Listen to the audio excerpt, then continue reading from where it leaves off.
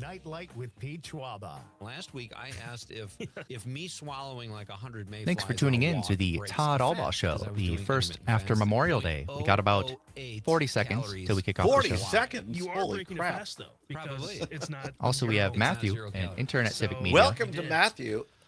Well, that really sucks. I mean, don't get me wrong, they tasted good. Nightlight with Pete Schwaba.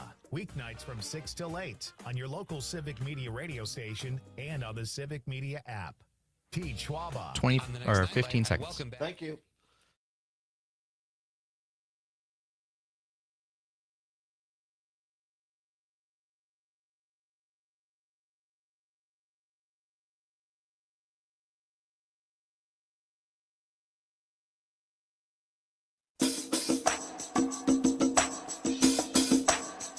Live from the Civic Media World Headquarters in Madison, Wisconsin, it's the Todd Allbaugh Show. And now, pursuing truth wherever it may lead, here's your host, Todd Allbaugh. Across Wisconsin on the Civic Media Radio Network and streaming worldwide on the Civic Media app. Good afternoon, everybody. I'm Todd Allbaugh, along with the outstanding engineer, producer, Mr. Zommers on the board. It is 6 minutes past the hour of 2 o'clock on this Tuesday, May 27th, 2025. It is a great day to be a Wisconsinite. Welcome in to the world headquarters in downtown Madison on State Street, where clouds fill the air. Mr. Zommers, welcome back after a long holiday weekend. We are back live. Hope everybody enjoyed our special Memorial Day show, talking with Mr. Lyon from Wisconsin Department of Veterans Affairs, and also our friend Kira Sabin on the second of a three-part series. She's going to be in a little bit later this hour to finish up her series on healthy coping skills. And after a long weekend, Zommers, I think we could all use some help coping. How you been? Doing well. I was going to go back home, visit my family this weekend, but then I remembered that next weekend, or so this coming weekend, is my niece Gracie's dance recital. Oh. So I decided, you know what? I'll stay home this weekend. I'll go back this next one. Well, good. So you chilled out a lot of the Yeah, weekend. got to spend some time with friends. Did some exercising. Did you really? Gotta get off my butt sometimes here and there. Well, I did a lot of exercising. We had a great couple of shows last week on Thursday, and on Thursday we were at Black River Falls, right on the Black River. It was fantastic, right next to a nest of snakes. And I'm not talking about politicians, actual snakes, as it turns out. I did not get bit. I can report to you. I did not get bit.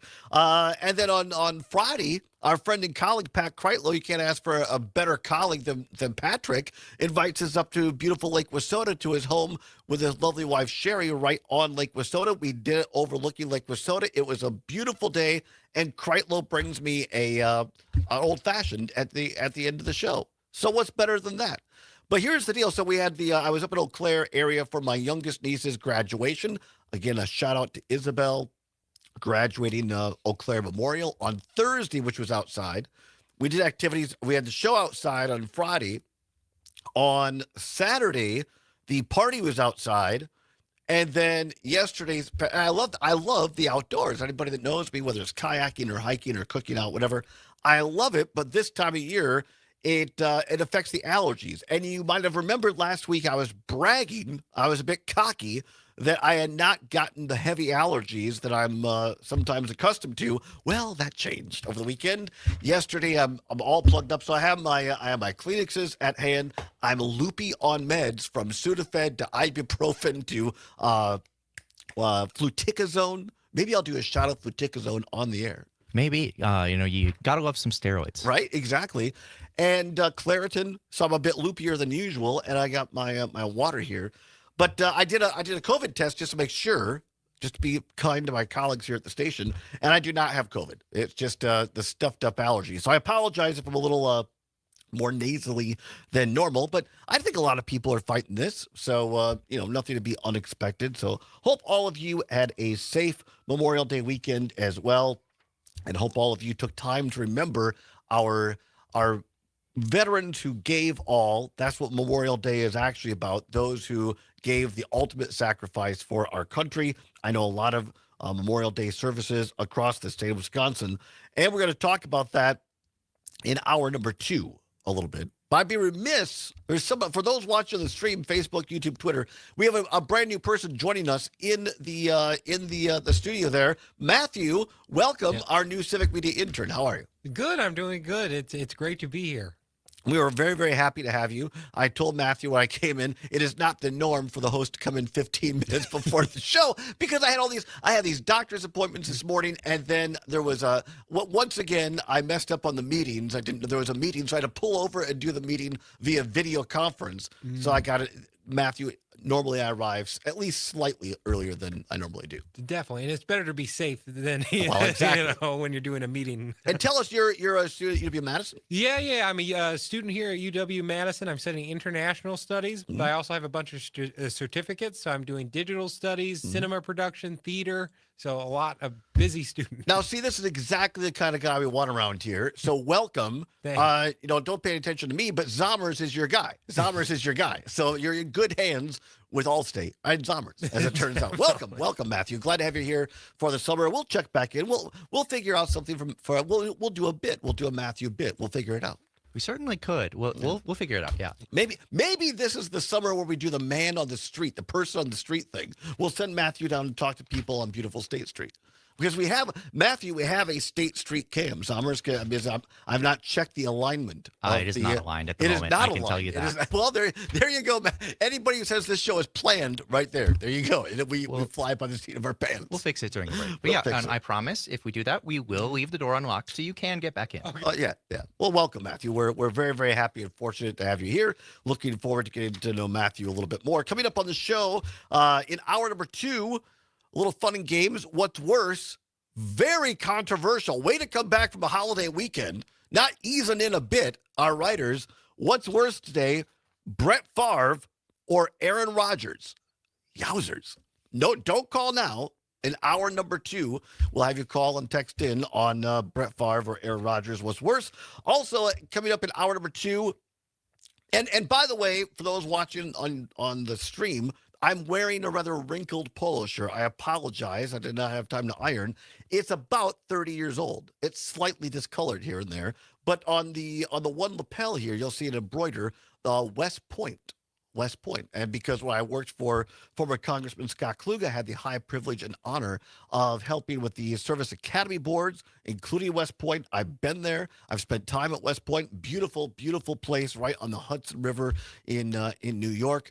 And the fine men and women who put on the uniform, the cadets who study to be our next generation of military leaders. They had their graduation this weekend at West Point, and the President of the United States, Donald Trump, was chosen to give the commencement address, and we're going to discuss that in hour 2.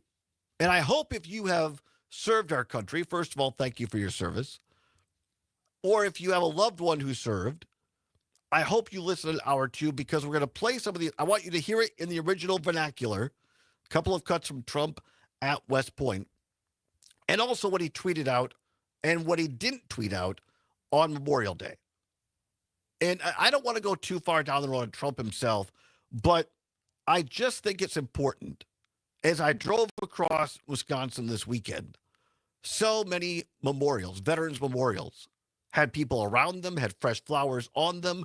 The headstones of several cemeteries had American flags on them, as they do. Saw a number of people at gravesides. And the thing is, every one of those people at a graveside this weekend has a story. And I watched on PBS, as I said, it was on Sunday night, the great National Memorial Day celebration on the National Mall. And to hear these actors taking on the persona of either a veteran who is dead or a parent or one who has survived, and to say that in the first person as if they were the person. And then when it's done, to go down into the front row and shake the hand of the person of the story they just told, or the spouse if the person has passed, or the parent. It's enormously powerful. And so I want to talk a little bit about those stories and juxtapose that to what President Trump did this weekend. So we'll talk a little bit about that as well, and catch up on some other headlines from the weekend. Already, by the way, we have a text. Dan, it's hour number 2. Dan in Wausau, text WAUK via the Civic Media app. Already, Rodgers is the worst. But Favre, this is interesting. Rodgers is the worst hangout, but Favre is the worst person. Well, we'll have to get into that later. Dan, I have several questions. You have plenty of time listening on WXCU up there in Wausau. I want to know if you've hung out with Rodgers. If you're saying he's the worst hangout, do you know from personal experience? Or maybe it's just speculation. But wouldn't it be fantastic if somebody had actually hung out with Aaron Rodgers and could say? But Dan saying that Favre, based on his opinion, is the worst person. Well, we'll find out in hour 2. I don't think anybody could argue on the skills as football players. Oh, no. Tremendous. Certainly Hall of Fame worthy, both of them. Favre already in. Rodgers, of course, expected to be a first rounder. 4-time, right? MVP, Rodgers beat Favre on MVPs. I think so. That sounds right. And so I don't think we should ever, well, I guess anybody can argue over anything, but both of them certainly very gifted in their football skills, but in their interpersonal communication skills lives, maybe not so much. I did not know we were doing this today until 2 minutes before the show. I opened up What's Worse. I said, oh, boy, howdy. This will be spicy, as Amber said. We had a similar reaction from Matthew, who read it before I did. I just kind of opened it up, and Really? then he was like, whoa, that's a hefty one today. I don't remember exactly what you said. but Also, something new on the desk today, which I don't normally have on the desk because of the cold. Not cold, it's allergies. The voice is a little crinkly, and so I'm on all these sinus meds, and so your mouth gets dry. So I have Altoids. This is not a commercial, but just for those listening on the radio, there you go. And it reminds me of my 7th grade teacher, Mrs. Grover, who was a very proper woman. She was probably still teaching into her 60s, and looked it. That's not nice. But she was a smoker, but she didn't want her students to know she smoked. So she would go out like way behind the buildings at school during breaks and, take a drag. Well, clearly it works because you don't know. Well, but to cover up the smell of smoke on her breath, she would absolutely go through like a box of Altoids in one class. Wow. Because she didn't want, she was embarrassed. But she was a tremendous teacher, Mrs. Grover. I learned a lot about social studies and history, but that was back in the day when you had to be embarrassed about these things. Nothing to be embarrassed about. Just be yourself, right? But every time I have Altoids, this is the Arctic. Oh, I like the name of this. Arctic Curiously Cool Mints. Are you curiously cool? Not just cool. You know who's curiously cool? Our next guest, Kira Sabin. She's not just curiously cool, she's enormously cool. And when we come back, Kira's going to finish up. This, of course, is Mental Health Awareness Month. Doing a 3-part series with Kira. Phenomenal friend, a phenomenal person. She's a positive psychology coach. She's going to walk us through the final portion of healthy coping skills.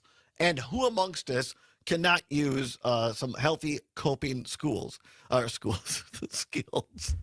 It's the meds, ladies and gentlemen. It's the meds I'm on today. Because I was distracted because the title of today's notes from Kira is, quote, Healthy Coping Skills, Part 2, Electric Boogaloo.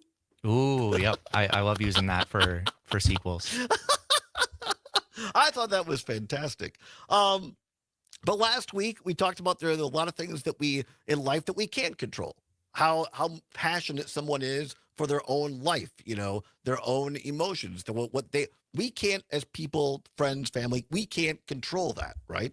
And then we talked a little bit about things that we can control, but how we cope with these things can determine a lot of the rest of our life. What do they say? Life isn't what happens to you, but how you react to it. And so Kira's going to be along here via StreamYard. We cannot wait. Maybe even take a couple of your phone calls as well. Have you had enough of the family time for the weekend? No. But do you need to cope? Kira Sabin's going to be here next talking about coping skills. It is Mental Health Awareness Month. It is Monday. We're back at it live. Tuesday. It is Tuesday. Back at it live on May 27th. All balls on meds. Sommers is not. Back after this. The Civic Media Radio Network. I'm not off my balls.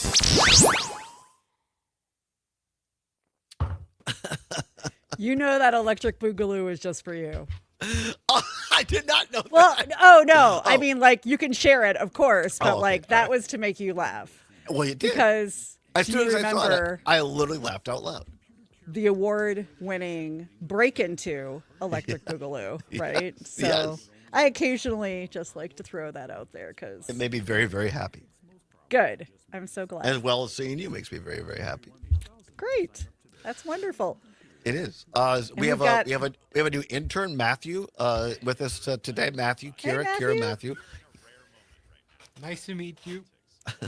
Nice to meet you too. Are you just learning? Yes, I'm mostly learning. I've done some classes and have some experience at another radio station, but I heard about civic media and wanted to intern and learn more.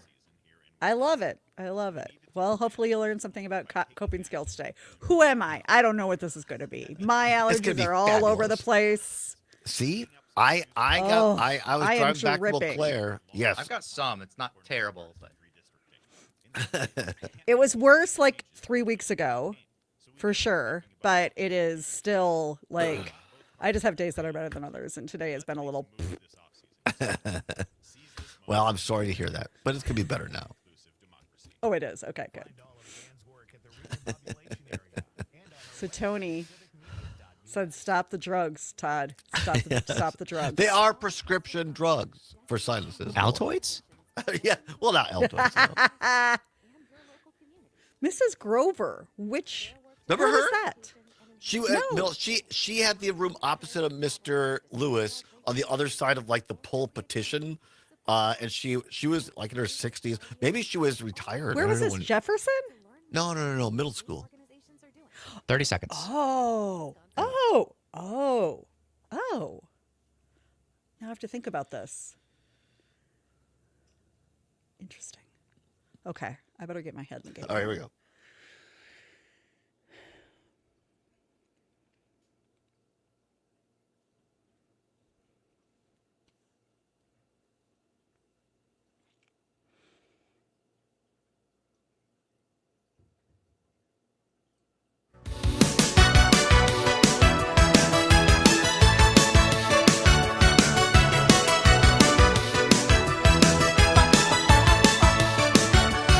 Welcome back to the Todd Allbaugh Show on the Civic Media Radio Network. It is now 22 minutes before past the hour of 2 o'clock on Tuesday, May 27th, 2025. Sommers on the board. Great music, Sommers. Appreciate that. Always well done. And that is to bring in our friend and ongoing contributor. She is a positive psychology coach. You can find all of her work at Thrive with Kira. Kira spelled Kira. ThriveWithKira.com. The wonderful, the talented Miss Kira Sabin joining us via StreamYard. Kira, how the heck are you? I'm okay. I'm a little allergy-y today, but otherwise. Me too. Yeah, It's that but time of otherwise year. okay.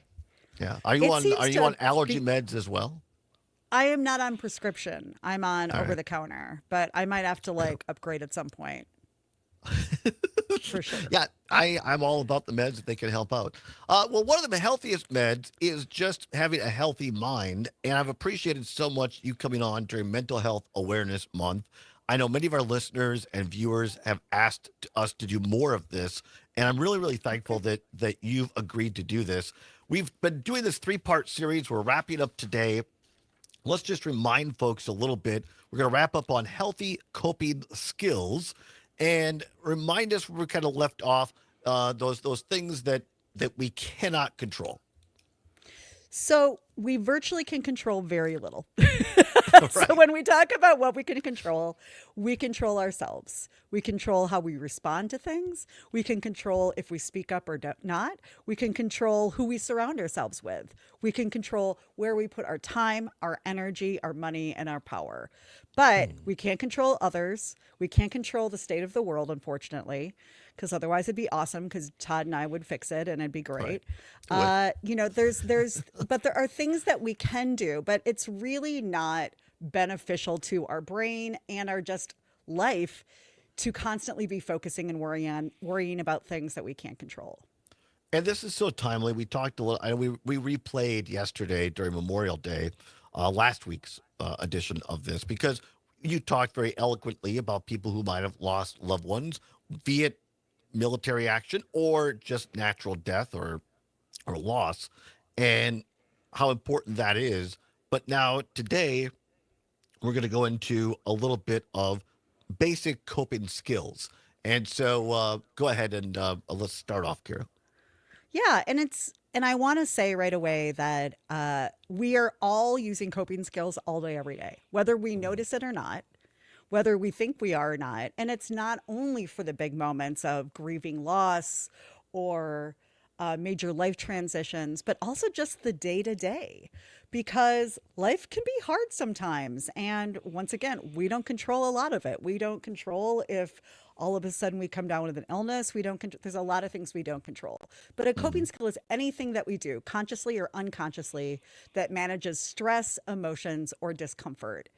And it matters because without them, we end up overwhelmed, reactive, sometimes grumpy or ragey, disconnected, and then just stuck in cycles that drain us. And if you're feeling exhausted, if you feel like the world is coming to get you, it's probably a good idea to check out your coping skills. And thank you for kind of recentering me here, because yes, part of it is loss from death. But as you kind of set up there, another reason I love this series is because what I've heard from people as we travel around the state is when it comes to news, when it comes to just information, there's a lot of things that a lot of us find disturbing and overwhelming right now, and it's affecting our mental health. And I tell people, tell me all the time, Todd, I check out because I hear too much news and it's mentally overwhelming. Take just a minute, Kira, if you would, or 90, whatever you want to do. Remind people again that we're literally wired in a way that we cannot handle this every single day, right? At all. So as Todd mentioned, we grew up together. So Todd, if it wasn't in the Weekly Observer or on WRCO, we didn't know about it. Right. Yeah, Like maybe on TV, but nobody really talks about maybe the three small channels town out of Richmond Center. Madison, but that's it. Right, Yeah. exactly. Right. But that's kind of what our brain has been wired to do. We are completely overstimulated now on our phones, on our computers, and then plus we are now inundated with news that's 24/7. You and I both know there is not enough news for 24/7. So they find things, and the things that they find are the clickbait, the things that get people listening, but aren't necessarily healthy, happy, and we're starting to miss all of the good things that are happening every day. Because every day there are tough things and then there are wonderful things. That is our world. That's the way it's always been. But most news does not focus on that. And our brains just start shutting down, getting overwhelmed, and then we can't take on anything. Right. 2 minutes left before the break. Set it up as much or go as far as you want. Number one, basic coping skills reminder. So I just want to remind people that there are two types of coping skills, just meaning like healthy or unhealthy. So not necessarily bad or good, but healthy coping skills, they help you feel, they help you process, they help regulate your emotions. You feel better afterwards, right? You're not more angry, you're not more sad. You feel calmer, more grounded, and it supports kind of longer term well-being. But unhealthy coping skills, which a lot of us can lean into, which we talked about last week, can be a little bit of the beer and cheese more world. They avoid or suppress emotions. I.e. alcohol. Right. Yes. They feel good in the moment, but they sometimes lead to more stress or even shame later. And then they often create disconnection or negative patterns. And this isn't about labeling coping skills bad or good, but it is noticing how they make you feel. And I can tell you, as somebody who grew up in Wisconsin, I have had many a beer or drinks in my time and did not wake up feeling better the next day. I don't know about you, Todd, but we've talked about this. I've been there. Yes, yes. I've been not so much where I can probably count on 5 fingers how many times I've really been wasted, and that was many years ago. But certainly, more recently, where I probably have an extra glass of wine I shouldn't have, or whatever. Tony on YouTube says, "Whoa, cheese is bad. I feel personally attacked." No, Tony. It's just if any of us overeat to cope with our skills. That's what we're talking about. All right, come on back. More Kira Saban on the other side. Agricultural update with Midwest Farm Report, and then back with more. Kira Saban is the Allbaugh Show on a Tuesday on the Civic Media Radio Network.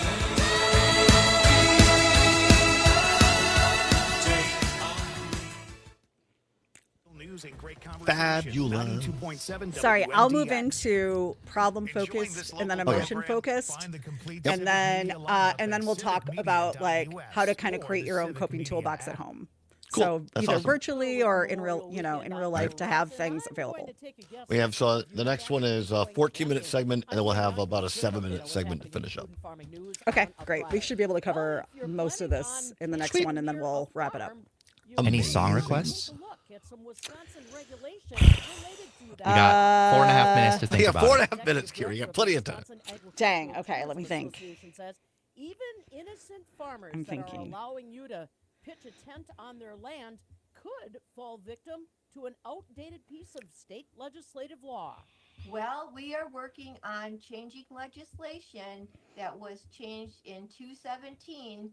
Previously, if you had 0 to 3 sites, you did not need a campground license.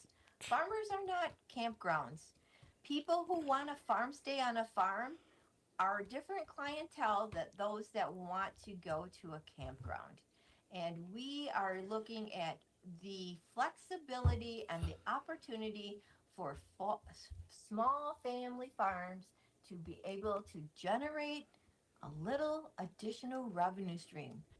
That's Sheila Everhart, Executive Director of the Wisconsin Agricultural Tourism Association. She says, as it stands right now, under Wisconsin law, farms that have 4 or more campsites, or even those with 1 to 3, if advertised as a campground, fall under the oversight of the Wisconsin Department of Ag, Trade, and Consumer Protection, would require permits as well as inspections. Hey, got yield? The Wisconsin Soybean Association is excited to announce the 2025 Wisconsin Soybean Yield Contest, highlighting the innovative production practices of Wisconsin soybean growers. The Yield Contest celebrates soybean growers across the state and their dedication to improving their operations. 2 winners will be selected from 4 geographical divisions, with additional awards available. Entry forms must be postmarked by August 31st, so don't So what do you wait. guys do this For more weekend? information to visit Go anywhere? Just kinda hang out? WYSoybean.org. We went to a petting farm, and we got to, yes, it was amazing. In around Madison? Yes, and we got to hold baby goats for like an hour. Well, that sounds And fun. It was amazing. It was amazing. We got to hold baby goats. We got to hold kittens, which were big kittens people. We got to Nice. pet baby donkeys, or like mini donkeys and mini horses and sheep. And yeah, it was pretty amazing. Wow. That's- Yeah. Did any of the goats like on that Progressive commercial go? Yes, completely, Really? all the time. I mean, they're pretty vocal, right? But yeah, we did this 2 weeks in a row at 2 different places. We're pretty into like baby goats and stuff.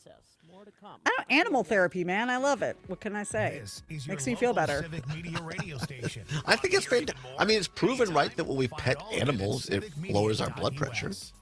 Yeah, oh yeah, for sure. That is a definite coping mechanism, is spending time with animals, because they're pretty loving compared to humans.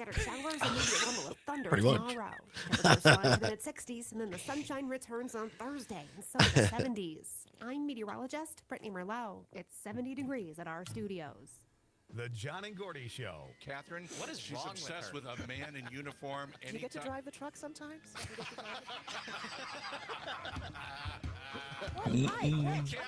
What did you do Zimmerman, this it's why I weekend? have 3 dogs and a cat to offset the stress of 3 kids. I'm sure you do. I'm sure you do. That's awesome. Shiny badges. That's Danny saying, "What's up?" Danny, what's up? How are you feeling, Danny?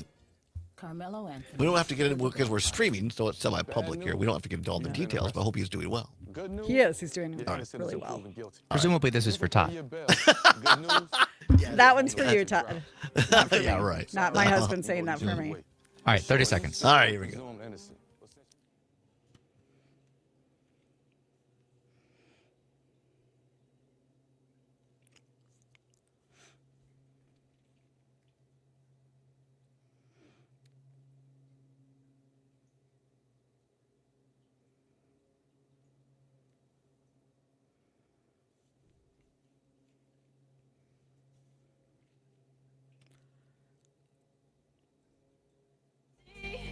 To the Dow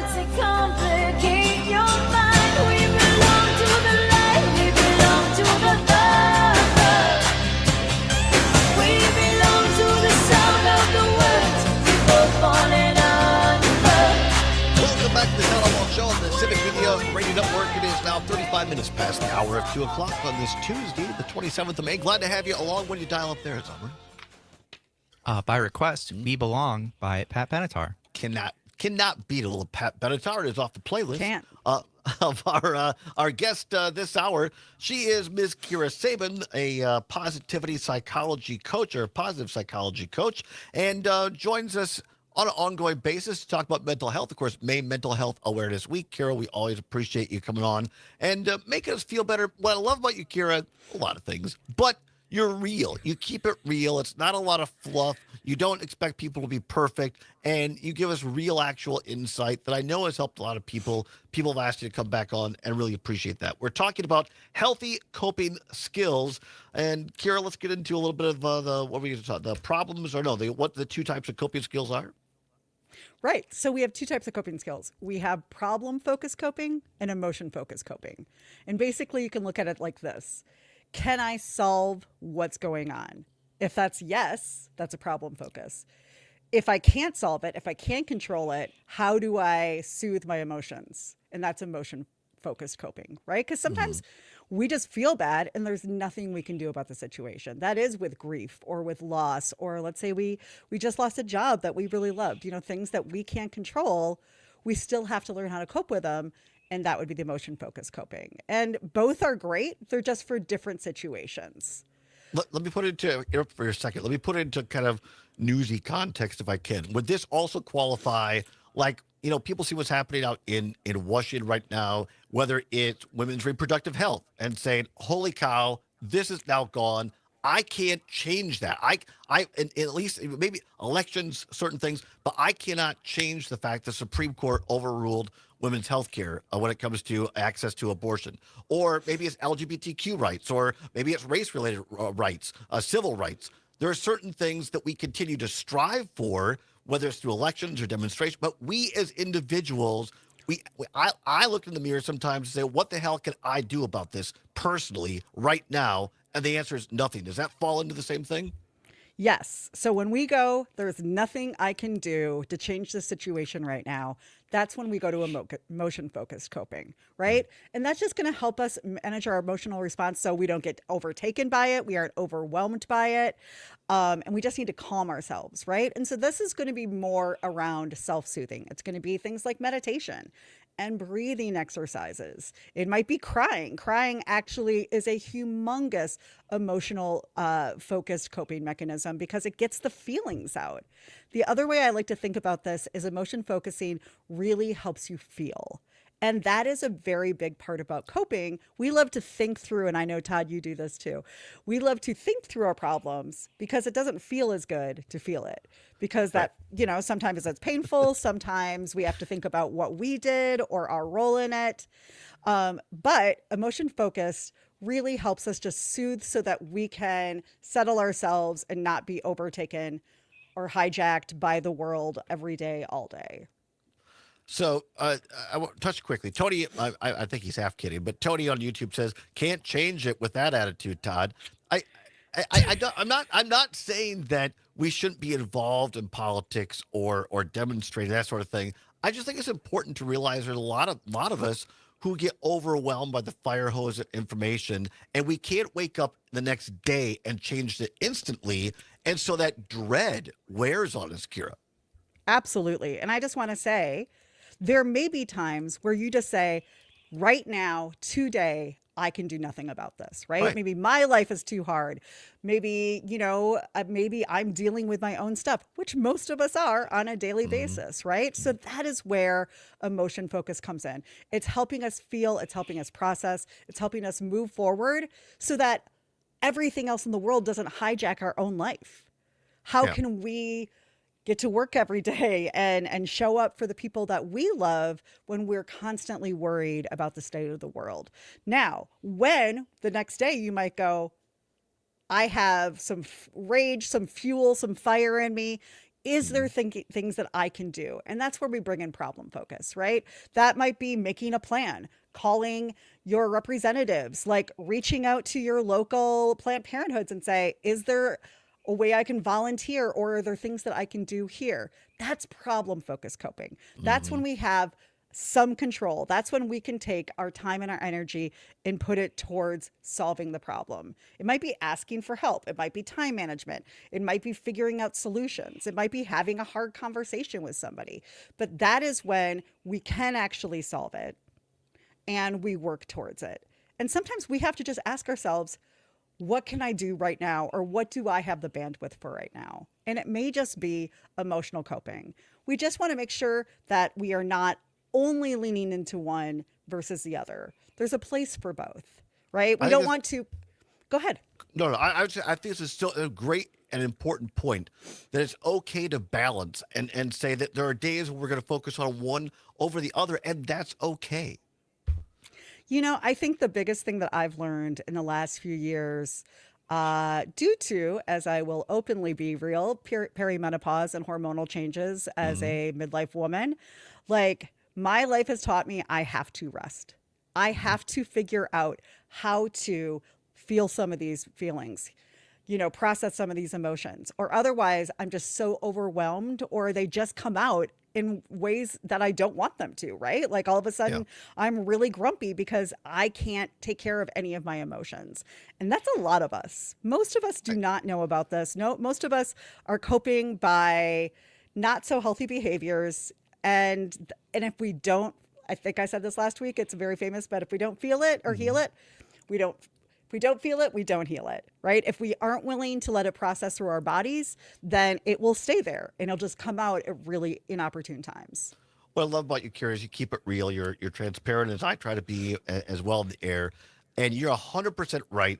There are so many women, I think she wouldn't care if my sister's going through the same thing.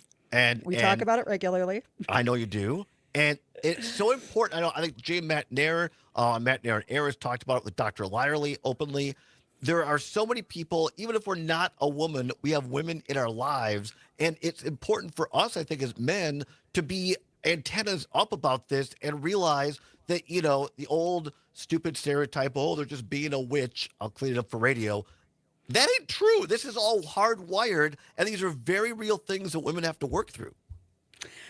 I just found out in the last 2 years, by the way, I'm 51, and I just found out in the last 2 years that the process of menopause, I'm not going to make this a menopause, but it's 10 to 12 years for women. Wow.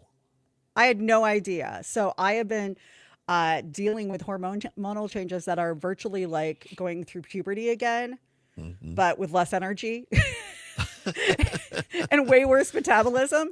And so we don't know what other people are going through. We don't know what people are struggling with. We don't know what they're dealing with in their personal life. So the more that we can understand how to take care of ourselves, our own emotions, our own coping, the better we can show up in this world. And that's how we make change. We don't make change by being so overworked, and boy, do we love to work in the Midwest, don't we? We love to tie our productivity to our worth. But if we are, and so to me, that's the coping mechanism we all go to. Todd, I think if I'm stressed, I work because I feel like I can control it. 100%. But until I burn myself out and my body's like, we're not doing that anymore. Right. So we have to figure out ways to cope through stressful situations that feel good. So we just can keep showing up day after day for the people in our lives that deserve to have us present. We're speaking with Kira Sabin in conversation with her, positive psychology coach. You can find all of her work at Thrive With, spelled out, Thrive With Kira, KIRA.com, thrivewithkira.com. Kira, let's move on. Next item on the list here, talking about healthy coping skills. Yeah, so I wanted to encourage everybody to create your own coping toolbox. I actually do this with my people. It's a workshop I do, and it can be virtual, it can be around your house, but knowing things that make you feel better, that are healthier. It's not about avoiding stress. It's about helping you move through it so you don't burn out, you don't lash out, and we don't shut down. I think that sometimes we forget that shutting down is also emotional dysregulation, right? I think we think that emotional dysregulation is people shouting at the, or being really, intense. But also, if you can't think if you can't talk, if we can't set boundaries, if we can't ask for help when we're really struggling, if we shut down, that is also an unhealthy emotional response. That won't get you where you need to go. So I just am going to break the coping toolbox into a couple different categories. The first one just being the emotion focused tools. So things that help you feel instead of numb. Journaling. I actually don't journal. I voice note. I do it into my phone. I can listen back to it. I can hear what I'm saying. And then when I hear what I'm saying, sometimes I'm like, oh yeah, that doesn't make sense. I'm worrying about something that doesn't even make sense in my brain.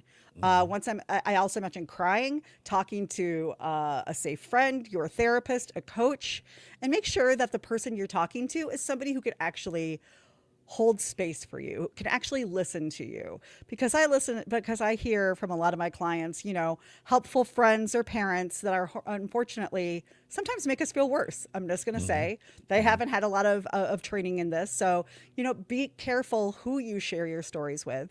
Also, just name what you're feeling. It's okay to be disappointed by something. It's okay to feel overwhelmed. The more shame we add to it, the more that emotion stays. Listening to music. I would say that music is one of my number one emotional balancers. If I have a couple playlists that just make me happy, and within a song or two, it can literally change my mood. They're finding out more and more music therapy is a humongous helper in changing our mood, helping us process emotions and coping things, everything. Even one of my favorite things, art. So I just do crafts, and crafts actually help us feel and process things. It's nutty. So just paint by number kits, puzzles can help. All of these things take us out of our head for a little bit, put us present, and let us move on from something. This might sound weird, but many of the things you just listed, Kira, and we've talked about this before, are things that we grew up doing. Yes. But now, for those watching on the stream, I have my cell phone in my hand, my smartphone, quote unquote. This is wrecking us, and myself included. And I saw a great interview with Oprah with some teenage girl that put her smartphone in a shoebox for 4 years, stopped using it at 15. And it completely changed her life because she said there were parts of her life. She got her first smartphone at 12. From 12 to 15, there are parts of her life she cannot remember. That's crazy. I know. I don't have the stats off the top of my head, but we as a society are going to have to start looking at this because it's a thing, right? At first, what you just said, getting out, crafting, doing something, painting, listening to music, those are things when you and I grew up, we didn't have smartphones. That's just what we did. I'm not saying that we're better off than the generation today. I'm just saying that these are things that people might say, well, that's just, of course, listen to music. There are people who don't listen to music anymore. It's true. It's true. And these are things that actually help. It's not, I love the best thing about positive psychology is it's not rocket science, but we have stopped doing these things that keep us connected to each other and to ourselves. It might not be rocket science, but we need psychology coach scientists like Kira Sabin to help get us there. ThriveWithKira.com, where you can find her work. Come back and wrap it up. Kira Sabin making us feel better, helping us cope on the Allbaugh Show across Wisconsin Civic Media on the Civic Media Radio Network. We belong together. Amazing. Civic Media Kira has a number is of great jobs amazing. across the state. Open now. I think that's going pretty well. Yeah, I got two more things, so we'll wrap it up. Madison, get awesome. ready to sizzle. Coming to Ko-Ro Hut Korean Barbecue and Hot Pot, Easttown Mall. Tony says he just got a compound bow for his birthday. Pretty excited about that new hobby. Right at your table. That's amazing. That's, to me, that's outdoors, exercise, right? Stretching even. I know it's silly, but your muscles. Right. No, all of those things actually do help. Lighters, collectibles, I'm not even getting into alternative energy work that can help too, but we'll change that. Delivered straight to your door. Do or that on to a different family day. and friends. Madison's favorite for glass, gifts, and vape. Ignite Glass and Gifts. Monona Drive, Williamson Street, and Odana Road. Plus, IgniteGlassandGifts.com. You're listening to the American Democracy Minute, keeping your government by and for the people. Georgia law allows unlimited challenges by voters to the eligibility of other It's not rocket citizens science, but it's registering brain for voting. science, which many Before people hotly say is more contested complicated. US Well Senate said, Tony. runoff Well elections said. In 2021, an activist group I'm challenged fascinated by over neuroscience. And we're so 364,000 lucky here in Madison Cases to have now Richard before an Davidson, appeals Dr. Richard court. Davidson, Remember the Georgia and the Center for Healthy Legislature's Minds. notorious SB Yep. 202 Yep. prohibiting line warming, Amazing. giving out of food and water for voters forced to wait in long lines to vote. That is only one of many barriers in the law targeting voters of color. Another allows citizen activists unlimited challenges to the eligibility of other This is so citizens much fun, to Kira. register and Makes my vote, day. often using inaccurate. It's an or easy show in I can Kira's come on. on. At issue Oh, are is it? many I can do this. challenges to Yeah, we gotta have you on more often. 364,000 mostly I'll be on Black more and often. Hispanic voters You're amazing. by True the Vote, the Texas group that brought you. No, the let's come up with some discredited series. 2000 mule. Yeah, I Come like- on I and like do like this. a I 2 like to this. 3 point series, and then I'll Fair go away for Action like a month, sued, and I can but come a back federal and do a district couple court week said series. voters Yeah. testifying I love didn't this provide series enough thing. This is evidence really to good. rise to a voting rights I think it Act keeps people violation. interested. Matthew, have you learned Fair anything? Fight's 11th Circuit appeal on May 13th. Two I judges have in the about the three-judge coping panel and the voiced crying. I concern think that was a over the good, legal like, foundation because of you the know it lower does court's feel good. decision. But I One like judge a lot of suggested people that don't the like to intent cry of because voter it's like suppression was you don't enough want to to be a feel violation of weak the or be VRA, weak in front even of if other citizens people, you voted know. successfully. But like it really Expect a helps with decision emotional in the coming regulation. weeks. So like We It have more absolutely at does. AmericanDemocracy I'm just Minute.org. more into I'm feeling Brian better than how Night other Light people with think Pete of what Schwaba. other people Last think week of I me. asked So, if, Yeah, if me exactly. swallowing like 100 because Bud once Lights on again, walk we can't breaks control what the other fast people is think of another us. intermittent Exactly. fast. We can do everything perfectly and right, and calories they can per still think fly. we You stink. are breaking a fast, though. Exactly. because Probably. It's not. And then zero. what not you were zero talking calories. about, Todd, with So, about like you know Well, things that that we really can't sucks. I mean, change don't get and me like wrong, they how taste different. and then like Nightlight with Pete I- Schwaba. when I was thinking Weeknights from about 6 that, till is 8 it's like on your local it's Civic very Media radio important to station say like and on the Civic in order to Media stay app. engaged, you need to take care of yourself, right? And I think you were talking about that too, Kira. So I think that was very interesting. All right, about 15 seconds. Okay. Thank you. Okay.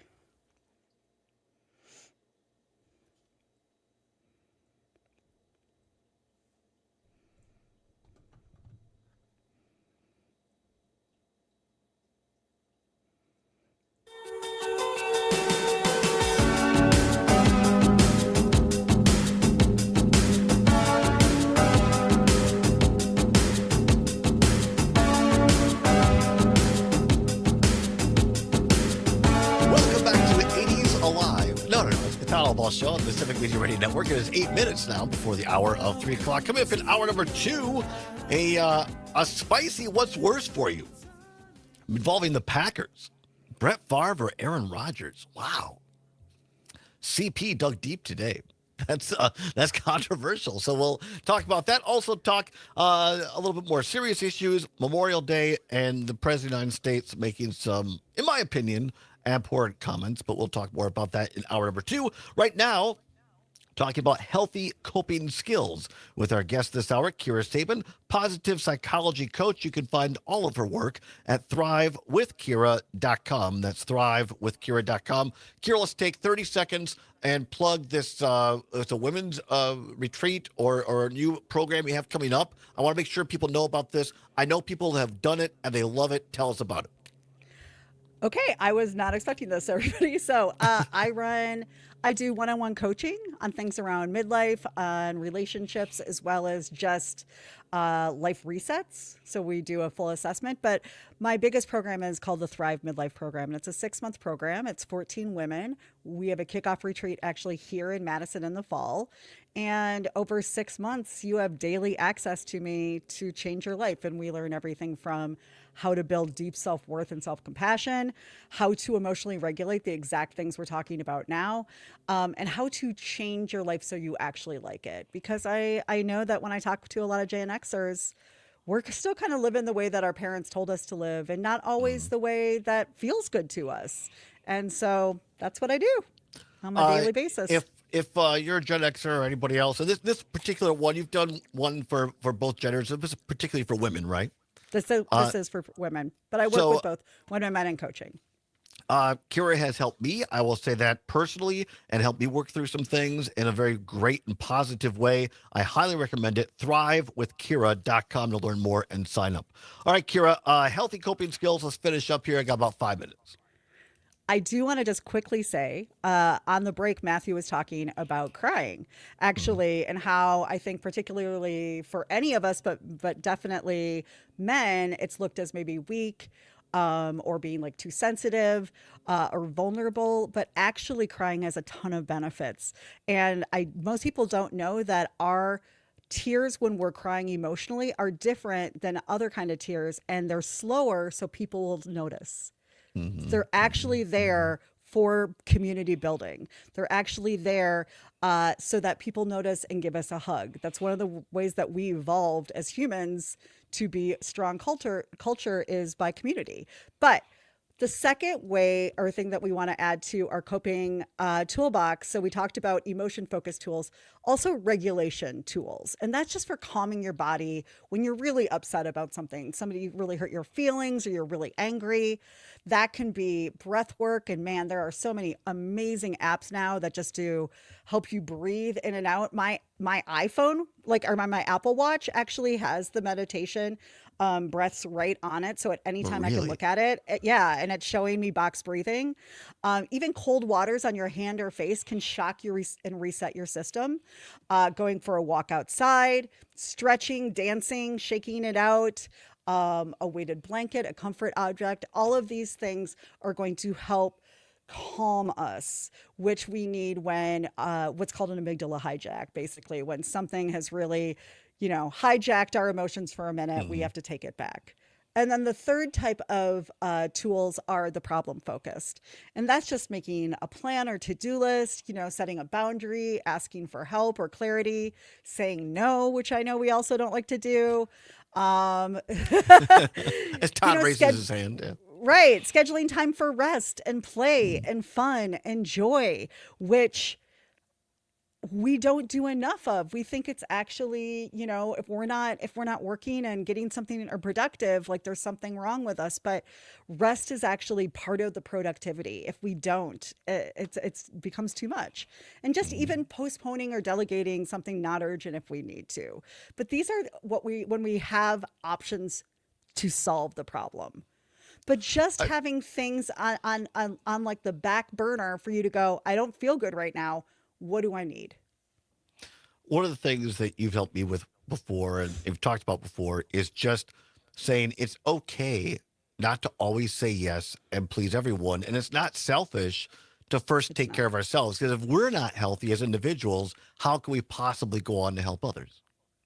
And the thing is that we don't like to talk about the other side of people pleasing, which is resentfulness. We become resentful, right? So it's not like we're always just doing things with the best intentions.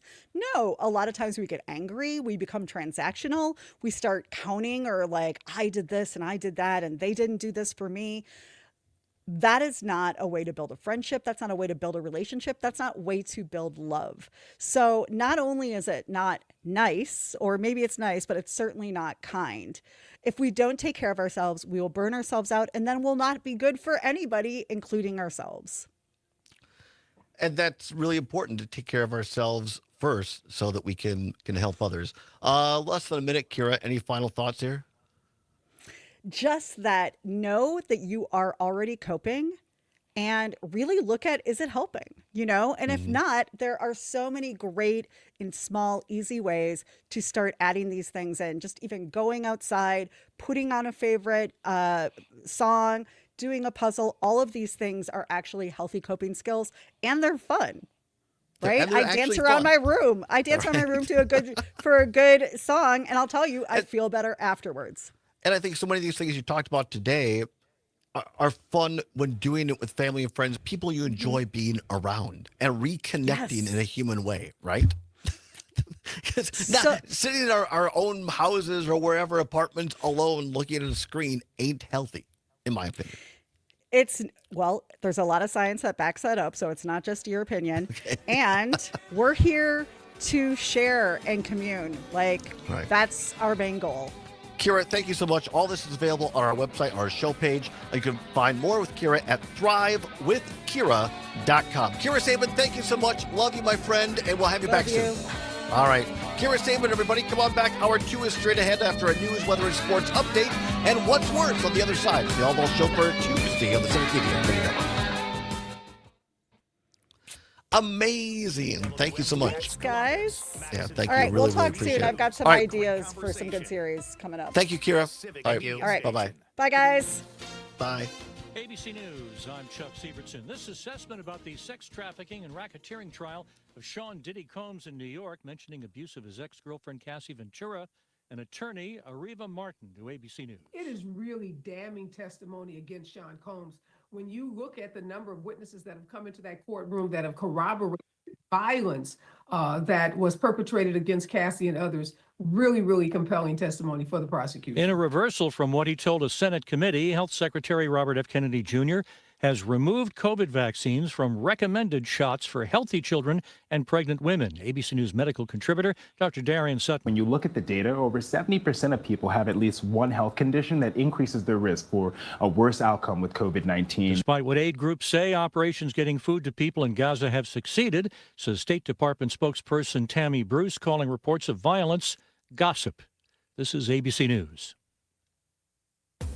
Local radio for you and your community. It's Civic Media's mission with stations across Wisconsin. Find your favorites at civicmedia.us.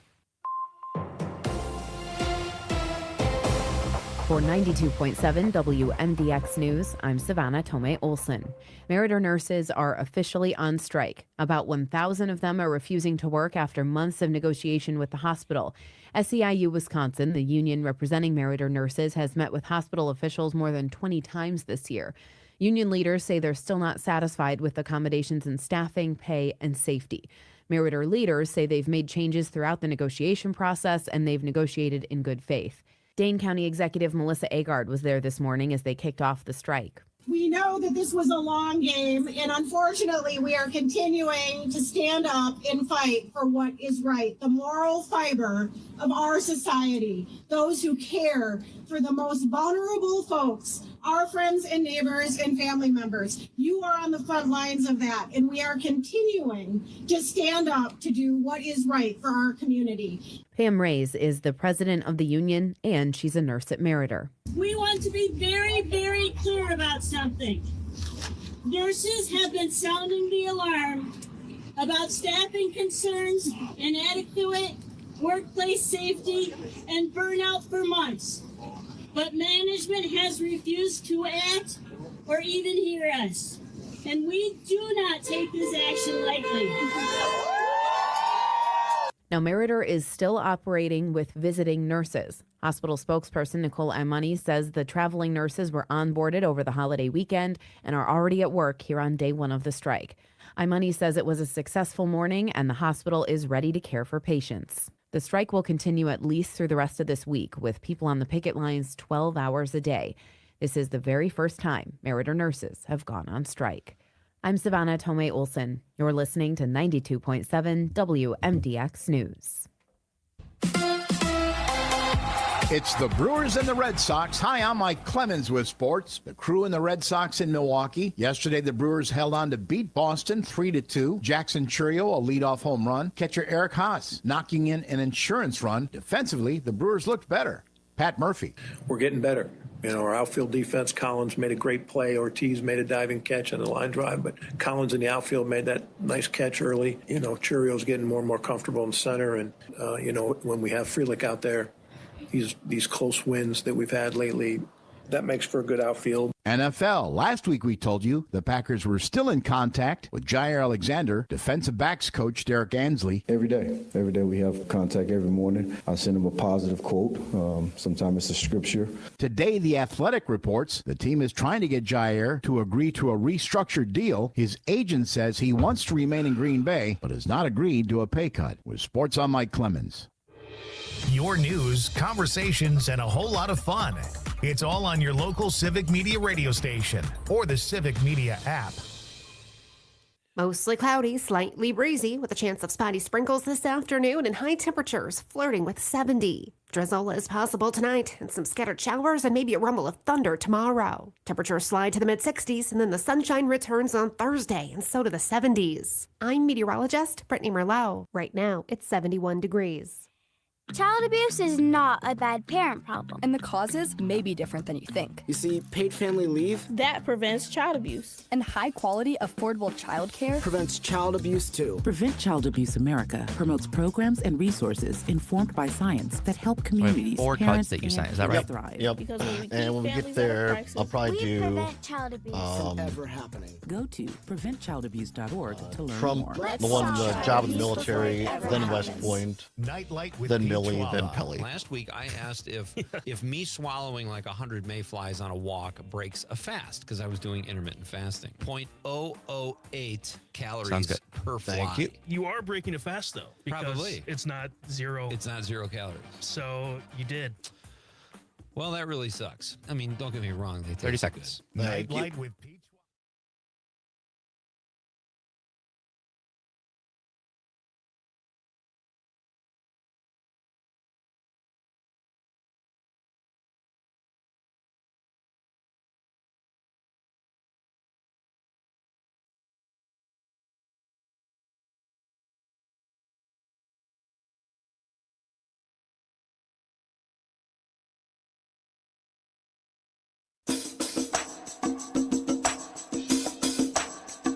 Live from the Civic Media World Headquarters in Madison, Wisconsin, it's the Todd Allbaugh Show. And now, pursuing truth wherever it may lead, here's your host, Todd Allbaugh. Across Wisconsin on the Civic Media Radio Network and streaming worldwide on the Civic Media app. Good afternoon, everybody. Todd Allbaugh, along with the fantastic Mr. Aaron Zommers on the board. It is Tuesday, May 27th, 2025, and it's a great day to be Wisconsinite. Live from our world headquarters studios in downtown Madison on State Street. Sun's starting to peek out. Zommers, looks like it's going to be pretty nice. Temperature maybe near 70 to get day. A little rain in the forecast through parts of the state. Cooler, and then, unfortunately for you, warmer back into the upper 70s by the end of the week. Yeah, I'll find a way to deal with it. Zommers is not a hot weather person, but I enjoy it. So I'm excited about it. Many thanks to Kira Sabin for being on in hour number one. We're going to have all those show notes for you in our show page. Go to civicmedia.us to the Todd Allbaugh Show. You'll find everything there, or you can check Kira out at thrivewithkira.com. Thrivewithkira.com. Really, really great things, I think, Zommers. Again, on the surface, it may sound simplistic, but for a lot of us, there are things we just forget to do. And we're like, oh, wait a minute. It doesn't have to be overly complicated. Oh, wait a minute. And this is not to say there aren't conditions where medications can be helpful, but oftentimes there are things we can do that don't require medication that can help us as well. Right. If maybe if getting a doctor's appointment is something that is either extremely anxiety inducing for you or would cost you a lot of money, if your insurance doesn't allow for good mental health care, there are things you can do at home, I think is the big takeaway from that. Yeah, absolutely. And if you didn't hear the previous 2 weeks with Kira, I definitely recommend going and looking it up on civicmedia.us. Mm-hmm. It gives you from 1 to 3 a good roadmap of checking in with yourself and understanding where you're at and how to get to where you would prefer to be at. Right. No, absolutely. So really great things there. Coming up in hour number 2 here, going to talk about Memorial Day weekend, what President Trump was up to, what he said, what he didn't say, and how that relates to what I think is kind of the norm, I'll say, for most veterans, at least those who I have talked with, the military personnel around the state of Wisconsin. Take your phone calls on that. Also, ICE is going to ramp up their enforcement efforts here after Memorial Day. Stories from CBS News talk about that and how that could affect the state of Wisconsin as well. But right now it's 8 minutes past the hour of 3 o'clock. Time for What's Worse. Let's go. This or that, this or that. Then, of course, the choice is yours. You can get with this or you can get with that. For What's Worse. Nothing to give away, no prize money involved, but it is your chance to have your voice heard on all 11 stations of the Civic Media Radio Talk Sports Network. No better place to advertise than here at Civic Media. Go to civicmedia.us, and you can find out how. Love to have you as an advertising partner, like Gordy Kopke down at Kopke's Greenhouse. Always a good time had by all. And we'll see. Gordy had the Kopkes had their big fundraiser for Memorial Day over the weekend. So we'll check and see how that went. By and large, I think some pretty nice weather for them down there. All right. Timely indeed, as Mike Lucas likes to say, because Aaron Rodgers, still an active player in the NFL. Technically, but does not formally have a team yet. He has been with the Jets after leaving the Packers.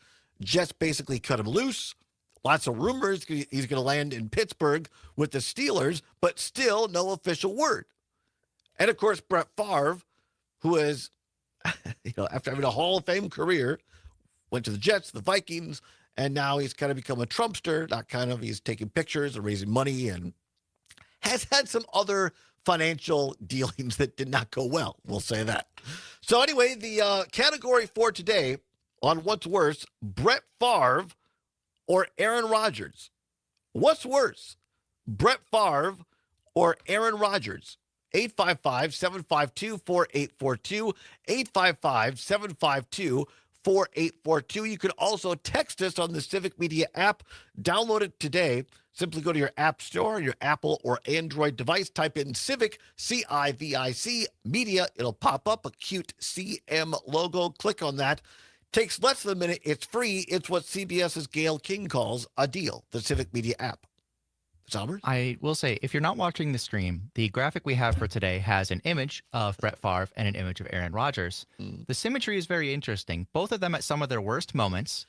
Mr. Favre sitting behind a microphone in a court hearing, and Aaron Rodgers sitting behind a microphone on a podcast, probably talking about ayahuasca and how the vaccines are fake. It looks like a very dude image of Aaron Rodgers. Oh, yeah. I'll say, their bro image on this. And again, I'm not taking anything away from their Hall of Fame careers as football players. Great football players. And look, when Favre was here, he raised a lot of money for charity. I think Rodgers did as well, the annual charity softball game. Now Jordan Love is doing that. So this isn't to take away from many of the things they accomplished on and off the field. But interesting, they both left Green Bay, landed at the Jets, and they've both been controversial. I would say more so Rodgers while he was still with the team than Favre. Favre overcame Vicodin addiction and went through a lot of stuff while he was here, went through recovery, and as far as I know, has stayed sober. I think that deserves credit. Yep. But then when he went to the Jets, there were some, shall we say, salacious picks that he decided to send to a trader. But that might not be the worst thing. I think what really has disturbed a lot of people is he went back to kill Mississippi. His daughter, I believe, went to Mississippi State. And there are, I have to say, allegations, because nothing's been proven, but some pretty stark allegations with quite a lot of evidence that he used his influence to work with the Republican governor at the time of Mississippi to get, I think, a couple millions of dollars reapportioned from what should have gone to welfare recipients in Mississippi to a new volleyball stadium for his daughter's team at Mississippi State. Classy. And then you add in the fact that he's on golf courses with the Trumpster and whatnot. With Rodgers, here's a guy, like you say, who's been, I'll say, I think he's a conflicted person over some things. And he's gotten into these ayahuasca and alternative medicines and said some crazy, wacky things about vaccines, thought about running for vice president with Robert Kennedy Jr. for a while. And it's kind of gone off the ranch on some of these things. And he appears on Pat McAfee's show on ESPN a lot of times. So they're strange dudes, these two, Favre and Rodgers. What's worse, Brett Favre or Aaron Rodgers? 855-752-4842, 855-752-4842, or you can text us on the app. Joseph, watching on YouTube, says, who's worse? Favre. His actions actively stole money from poor folks in the poorest state in the United States. Well, there you go. We just talked about that. So the actions. Our own Tony Zimmerman on YouTube says this is a tough one. I'd say Rodgers, just because maybe Favre has a little more of an excuse growing up in a different era or a different time.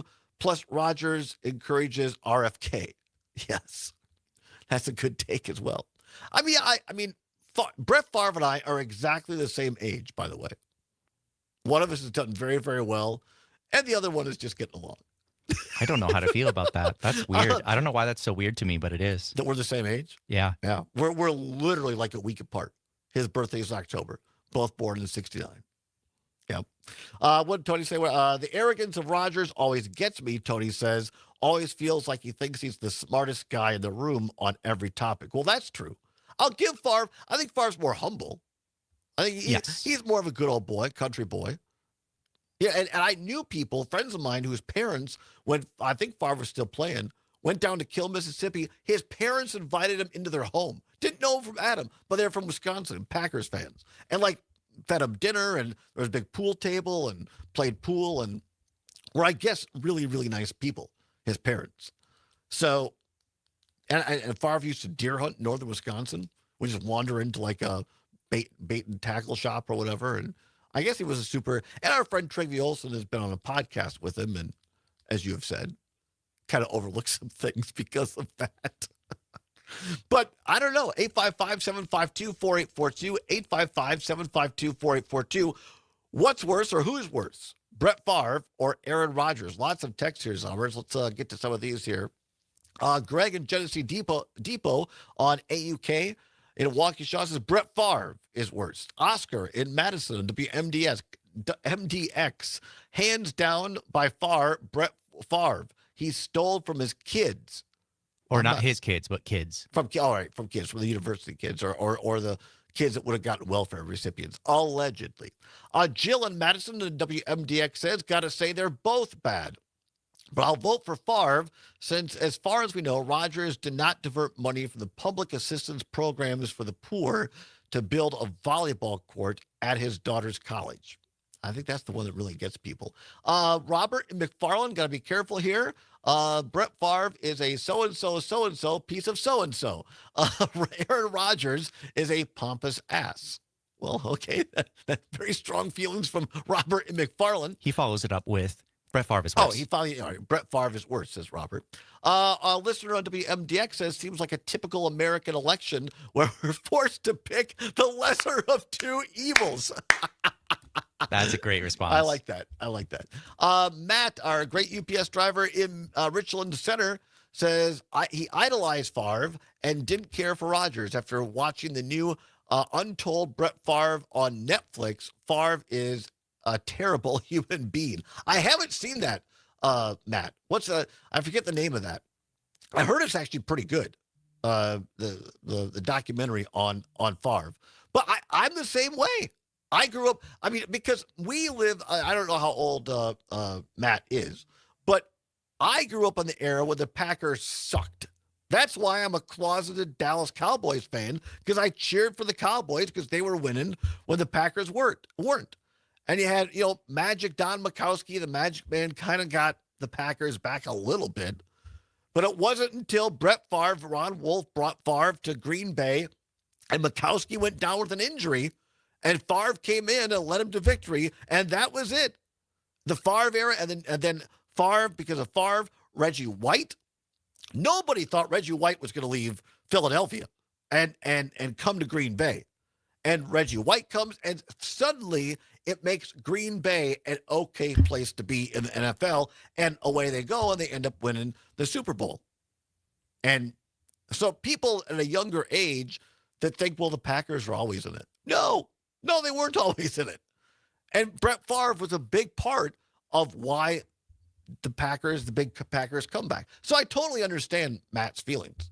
I don't idolize, but I was a huge Favre fan. And during the whole controversy with Favre and Rodgers and who was going to be the starting quarterback when Favre went to the Jets, I was on Favre's side on that. Not going to lie about that. So, Steve in Mount Horeb says, I think both are in the toilet bowl swirling around, but Favre already went through the bottom of the toilet on his way to the sewage plant. Wow. I knew this was going to be spicy. Brian in Milwaukee on what's worse, Brett Favre or Aaron Rodgers. I totally agree that both are bad, but Favre is so much worse. 855-752-4842, 855-752-4842. This is fascinating to me. I didn't know we'd get this much interaction, but I love it. I love it. We're going to take a break here, come back with Zomers and I, and we'll have Matthew get into this as well, our new intern here at Civic Media. What's worse, Brett Favre or Aaron Rodgers? And then we'll turn to the serious side, Memorial Day and the Trumpster. Don't go anywhere. We're back live on a Tuesday. It's the Todd Allbaugh Show across Wisconsin on the Civic Media Radio Network.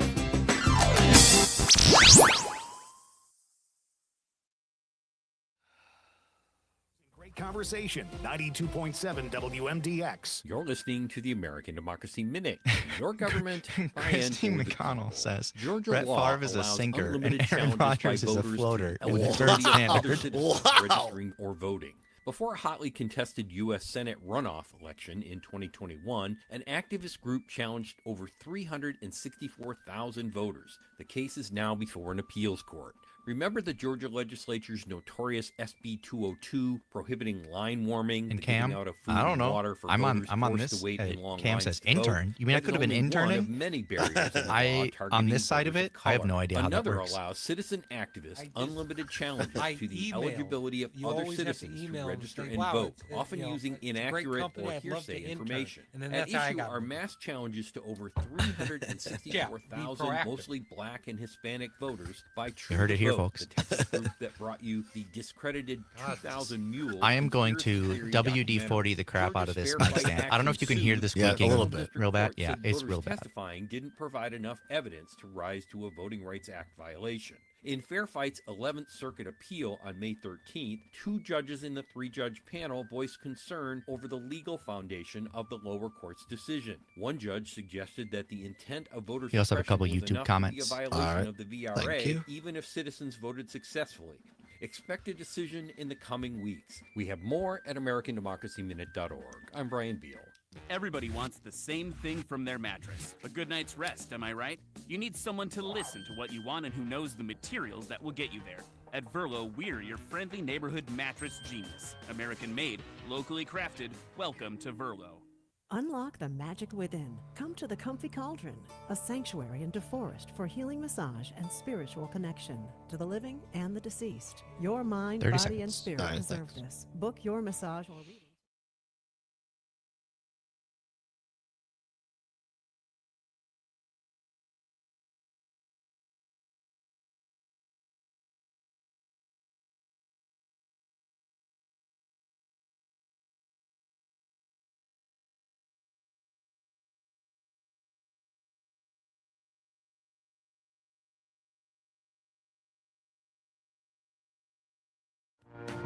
Tell all the people across the USA, I love my Green Bay Packers, who won the first Super Bowls ever played. I love my Green Bay Packers. Pity Chicago, Detroit, and Tampa Bay. Throw in the Vikings. They all come up as laggards. We take our opposition and crunch them like they're crackers. That's why I love my Green Bay Packers. Oh, yes, indeed. We love our Green Bay Packers here at the Allbaugh Show in Civic Media. It is now 23 minutes past the hour of 3 o'clock. Great tune there. Who sings that one, Zomers? Eddie J. Lemberger. Oh, nice. This is from the album Eddie J's Greatest Packer Hits Plus. We love our Packers, and many of our stations here at Civic Media are Packers affiliates. And of course, our great Packer reporter, Mike Clemens, always brings you the inside detail. And this bit here is not to hate on our Packers at all, or really even to hate that much on Favre or Rodgers. It's just Maybe a little. Maybe a little. It's the kind of question that's discussed in bars all across Wisconsin all the time. And I just find it fascinating to bring it up here, and I love all these responses. We're in the middle of what's worse. Today's category, Brett Favre or Aaron Rodgers. What's worse? 855-752-4842, 855-752-4842. Steve in Milwaukee on the text line on WAUK says they're both arrogant, but Favre stumped for Trump and stole money from children who needed it. All right. Well, there you go. 855-752-4842. Let's go to the phone lines. Troy in Mount Horeb. Troy, thanks for calling in. What's worse, Brett Favre or Aaron Rodgers? Because he allegedly broke the law and because he went to Minnesota, I have to say Favre, although it's pretty neck and neck. It is pretty. Is there a particular reason why? Why it's pretty neck and neck? Well, no. Just like what's your reason for choosing Favre over or which Well, one? like I said, because he allegedly broke the law, and because which is worse than anything Rodgers has done, and because he went to Minnesota and Rodgers hasn't done that. That's kind of traitorous. But did you see over the weekend Danica Patrick came out and called Rodgers emotionally abusive? No, I did not see that. Yeah, yep. She's out. She's been quoted in a lot of different. She was on the Sage Steele show when she said that. Well, Rodgers has been in, we'll just say, many relationships with women, and none of them seem to I can see him being take. controlling. Yeah, no, absolutely. I can see him being controlling. Yeah. So. Very interesting, and I appreciate that insight, Troy. Thank you so much. Our friend Troy in Mount Horeb, 855-752-4842. What's worse, Brett Favre or Aaron Rodgers? Carrie in Tosa on WMDX says, have always detested Favre, ego, maniac, and serious philanderer. Disgusting human. Wow, these are some really hot takes. I mean, I can't say I disagree with Carrie and Tosa. Like, all the stuff about Favre, yes, he overcame an addiction, and that's something to be celebrated. He also, sending unsolicited, yes, to pictures to people in his staff, that's messed up. And diverting money from welfare programs to build a volleyball stadium for your kid. I mean, to me, Aaron Rodgers says some equally heinous things, but is way easier to ignore. That's where I'm at. So I think Favre is worse. So as Amr says Favre is worse, our new intern Matthew, Brett Favre or Aaron Rodgers, what's worse? I think Favre is like my worst too, just because with Favre, it's the alleged stealing of money, and like Aaron Rodgers is just such a dude bro. Like he gives such a dude bro energy. Right. My earliest memories of both of them is that Favre was on the shaving commercials, and Rodgers, everybody loved him when he had short hair. That's really well said. Another text on AUK. Favre was great until he became a Viking. Couldn't forgive him for that. Aaron Rodgers' COVID-19 controversy was bad, but the welfare scandal for Favre is really bad. So I'll vote for Favre being worse. Still really enjoyed watching both play football. Well, me too. I mean, I think that, I guess I'll answer the question myself, Favre or Rodgers. I'm going to say Favre, and probably for similar reasons as you guys, to whoever it was, the caller or texter that said they idolized Favre. I wouldn't say I idolized him, but he was such a predominant, he was like the hero. And not to cross-pollinate metaphors or genres, but he's kind of the Anakin Skywalker. He was the hope. He was the one that's supposed to restore sanity. He's the one that got us back to a Super Bowl win. He's the guy who overcame addiction. His wife still stayed with him, even though he was a schmuck to her in many ways. He was the person who was going to go on and be the next Bart Starr. And instead, kind of in his retirement, he kind of either A, showed who he really was all along, or B, he just really fell from grace. And I think that's the biggest disappointment for me, is when you think you kind of have a sense of someone and you think they're just a normal dude and, can have a beer with you at the bar, which I think Favre probably still can. But the fact that Favre had so many opportunities to use his position for good, and I think to some degree he did, but at the end of the day, he just kind of goes over to the dark side, where to me, Aaron Rodgers is a conflicted person who has a lot of personal things going on in his life. And I think exactly what Kira Saban was saying in the last hour, I think Rodgers hasn't found healthy ways to cope. That's just my take on this. I would agree. And that his coping, like when you have unhealthy coping mechanisms and you're just sitting at home, you're mostly just hurting you.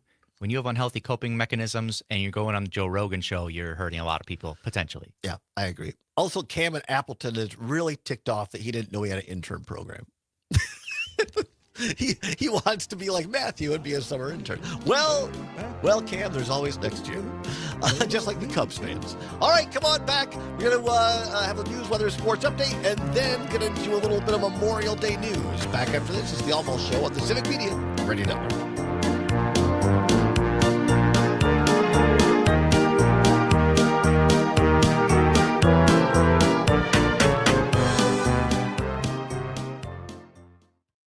Madison's Real News and Great Conversation, 92.7 WMDX. You can always continue the conversation on social media. Share your thoughts when you find and follow Civic Media on Facebook, X, and Instagram. Welcome in on a Tuesday afternoon. I'm Stephanie Hoff along with you. This is the Midwest Farm Report. Wall Street is rallying, but our commodity prices are more focused on the weather. We'll hear how the forecast moved prices today in just a moment. Pancakes, potatoes, sausage, eggs, oh my. Come hungry to the Marquette County June Dairy Breakfast on Sunday, June 8th at Slowy Farms on Evergreen Avenue in Westfield. In addition to breakfast, enjoy live music, farm tours, a petting zoo, and kid games. You can also try your luck at bingo. Breakfast and activities start at 7 a.m. at Slowy Farms on Evergreen Avenue in Westfield on June 8th. For full event details, see our event on Facebook. John Heinberg joins us. He's a market advisor with Total Farm Marketing out of West Bend. He says good crop development is on the way. At least that's what the forecast is saying now. But you start looking at the forecast this time of year, and what do we got? More about those 8 to 14 day type models and looking at those longer range models. And you're looking at a fairly good forecast for crop development here this spring so far. Next couple of weeks, we're looking at temperatures staying on the warm side, but no major deficiencies, at least of rainfall, according to those longer range models. Western Corn Belt is going to stay slightly above average in rainfall. Most of the Corn Belt is going to be average. So when you start staying warm and you get a little bit of wetness to it, that's pretty good weather for crops to grow. So while crop condition is projected to look good based on the weather forecast, it has an opposite effect on crop prices. Grain markets saw overall downward pressure on the close today, but dairy is seeing a rally. We'll take a look after the break. John Heinberg along with us. He's a market advisor with Total Farm Marketing out of West Bend. Pancakes, potatoes, sausage, eggs, oh my. Come hungry to the Marquette County June Dairy Breakfast on Sunday, June 8th at Slowy Farms on Evergreen Avenue in Westfield. In addition to breakfast, enjoy live music, farm tours, a petting zoo, and kid games.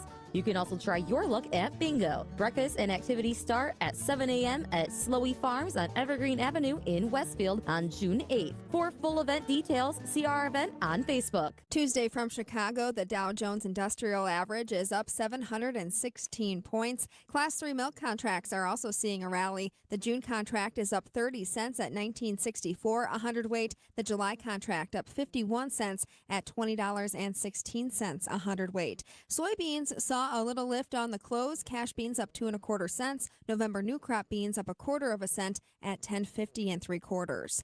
Cash corn is sitting neutral, while December new crop corn closed down 4 1/4 cents at $4.46 1/2, and July new crop wheat closed 14 cents lower at $5.28 1/2. For the Midwest Farm Report, I'm Stephanie Hoff.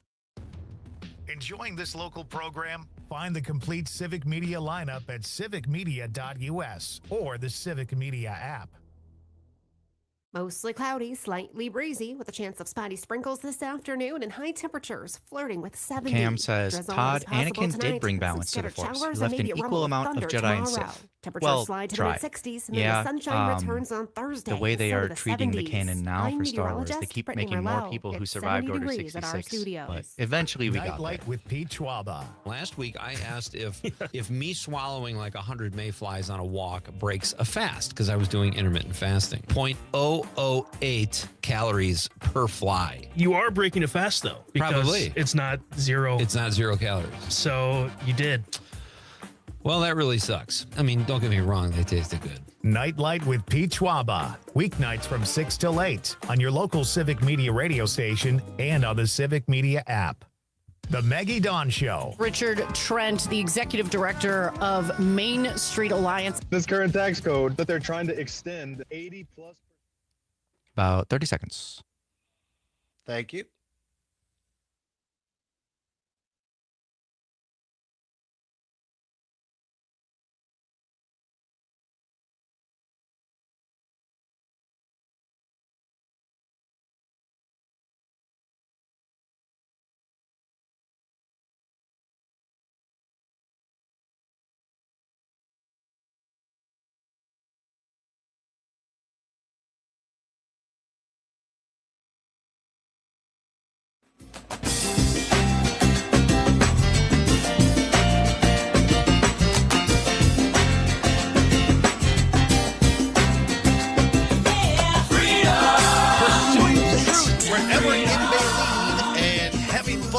Welcome back to the Todd Allbaugh Show on the Civic Media Radio Network. Glad to have you along on a Tuesday, May 27th, day after Memorial Day.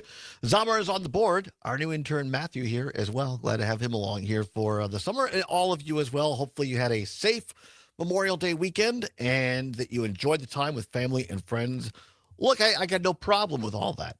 That's if you talk to military people, they will tell you we hope people do celebrate Memorial Day in a manner of speaking with family and friends. But it's just not kosher to really wish people a happy Memorial Day. Look, I'm not the word police. I get people's intention is good. But and I also realize that I'm fortunate that I've had the opportunity to be around military folks, talk with them, and understand in first person what Memorial Day means to them. I've been to Arlington National Cemetery on several occasions. I've been to the Tomb of the Unknown Soldier. I've been to ceremonies here in Wisconsin honoring lost military personnel, those who died in service. And if you weren't with us at the top of the show, for those watching on the stream, Facebook, YouTube, Twitter, and the like, it's a little wrinkled. But hey, it still fits after almost 30 years. It's a polo shirt, and it's from West Point. Has the West Point insignia and the words West Point on the lapel here. And I wore it today in honor of those who died. But also, and again, I get it, I have had a unique opportunity. I've been privileged in this. As with a lot of things, I had opportunities that others didn't, to go to West Point, to be on that campus, to talk with cadets, to talk with instructors. Never been to a graduation there, but I've been at West Point. And the men and women who are at West Point, instructors, but in my opinion, particularly the cadets, these are the cream of the crop. These people have gotten close to, if not straight A's, 4.0 in high school. They're usually in some sort of athletic event. They're usually people who have given to their communities. Maybe they've been Eagle Scouts or something like that as well. Maybe they've been involved in their church. They're identified by their members of Congress and the Board of Admissions at West Point as being some of the most capable leaders in our country. And yes, of course, they go through what we consider basic training or for military, and they're military. But people don't understand, I don't think unless you've been there, the extraordinary academic level that these cadets learn and go through at West Point. The grades they have to get maintained to stay there. And then the classes about military history and training, because when they come out of West Point, they're lieutenants, they're officers. And they are assigned commands of fellow Army soldiers. And so you literally are taking care of other people's lives when you come out of West Point.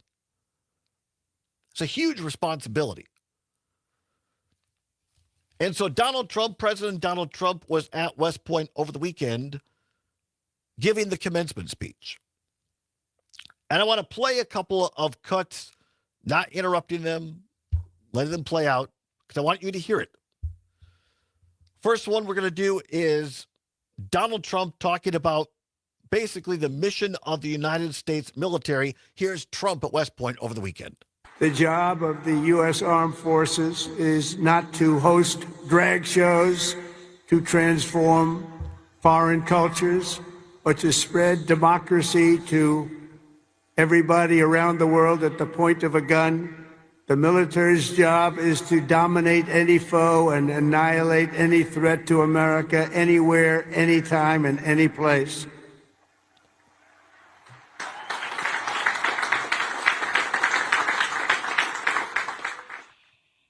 Do you hear that very light applause, by the way? Most of the applause you heard were from the commanders sitting on the stage right around Trump to kind of boost the crowd a little bit. To spread his words, Trump's words, to spread democracy at the point of a gun. Again, I've never served, had the privilege and honor of helping and working with several who have.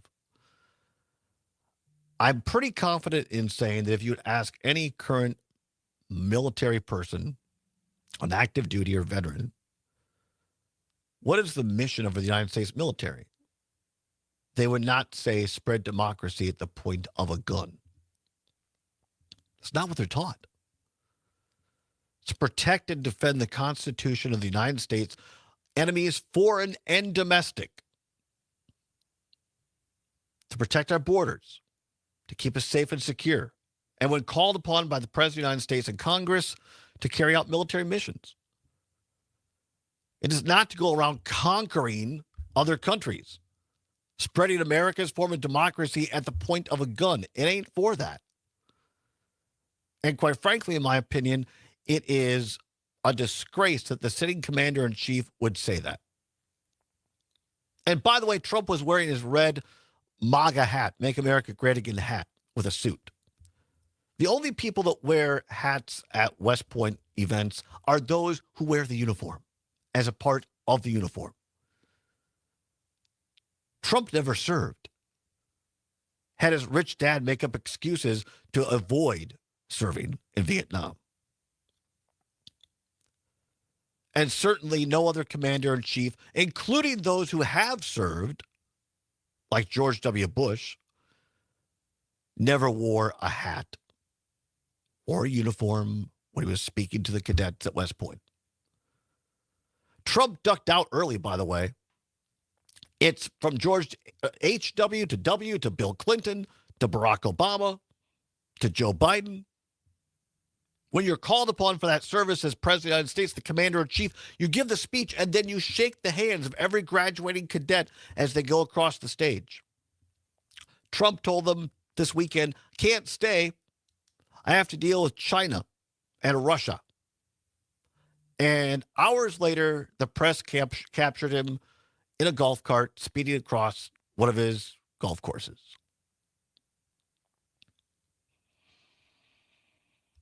I want to play one more cut of Trump here.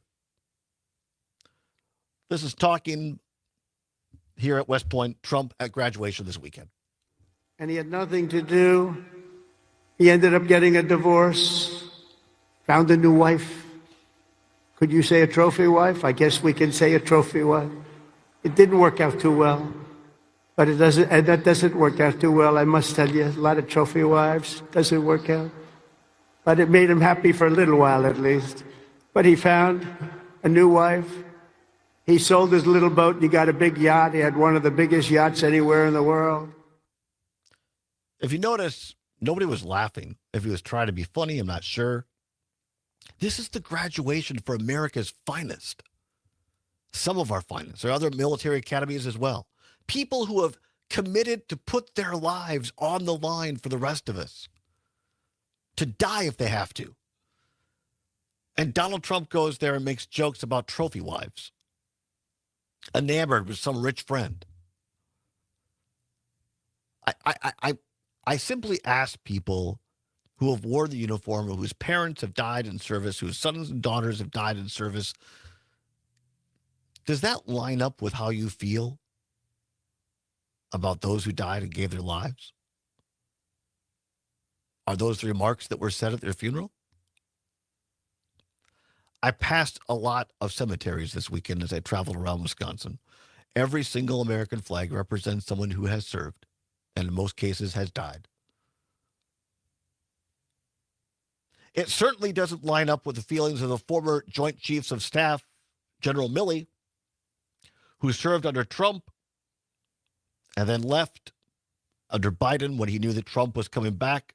Trump already said he hated him, was going after him. Here's what General Milley, a decorated 4-star general, said about the mission of the United States military. We don't take an oath to a country. We don't take an oath to a tribe. We don't take an oath to a religion. We don't take an oath to a king or a queen or a tyrant or a dictator. And we don't take an oath to a wannabe dictator. We don't take an oath to an individual.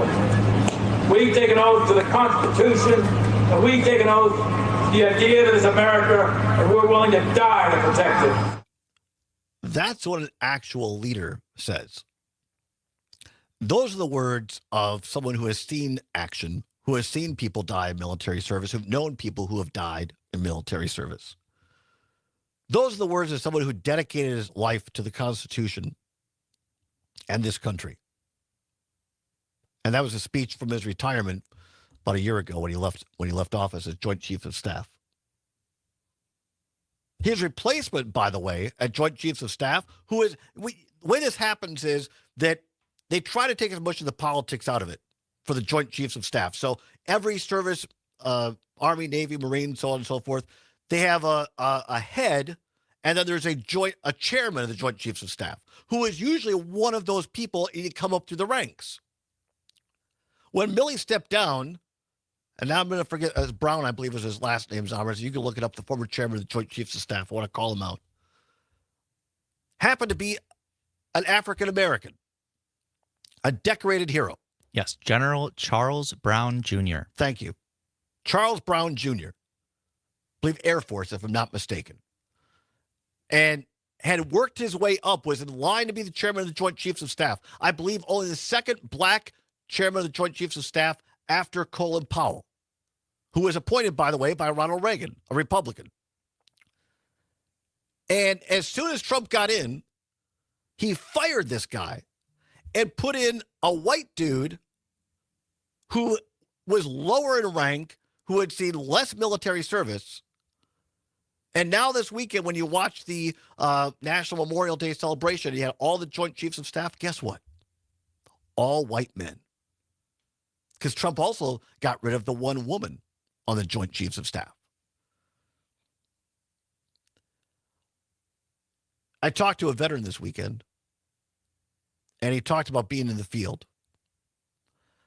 And he said, when you're in the field, the two things you're evaluating the people you're in the field with are trust and performance.